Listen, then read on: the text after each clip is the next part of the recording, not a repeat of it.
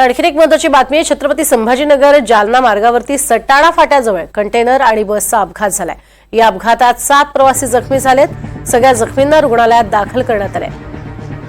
घटनास्थळी पोलीस देखील दाखल झालेले आहेत। अधिक माहिती घेऊयात मोहसिन शेख आमचे प्रतिनिधी आपल्या सोबत आहेत। मोहसिन, नेमकी कुठल्या ठिकाणची घटना आहे? कोणाची चूक होती? पोलिसांनी कोणाला ताब्यात घेतलंय का? प्रज्ञा, छत्रपती संभाजीनगरच्या सटाणा म्हणजे जालना महामार्गावर हे गाव आहे, त्या ठिकाणी हा अपघात झालेला आहे। या अपघातात 7 जण गंभीर जखमी झाले आहे, त्यांना रुग्णालयात देखील दाखल करण्यात आलेला आहे। धडधाव कंटेनर आणि बस या दोघांमध्ये हा अपघात झालेला आहे।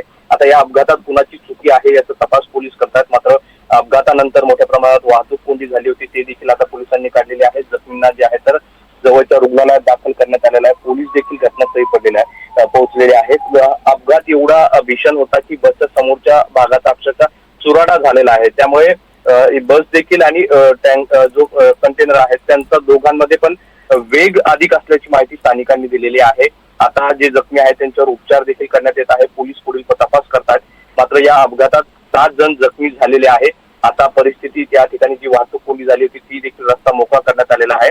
जखमींवर उपचार सुरू आहे। पुढील तपास पोलीस करत आहेत। नक्कीच, तुर्तास धन्यवाद मोहसिन या संपूर्ण माहितीसाठी। हा अपघात झाल्यानंतर तातडीने तिथे पोलीस पोहोचले आणि सध्या जखमींवरती सुद्धा उपचार सुरू आहेत।